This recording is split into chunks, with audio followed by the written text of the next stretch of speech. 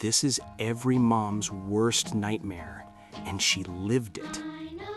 You're 38, pulling into a dark, quiet house. A ski-masked man presses a knife. Inside. He ties you up, demands cash.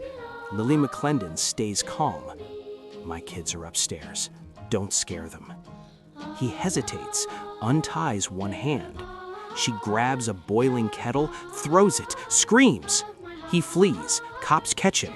But the moment she said kids, why did he freeze?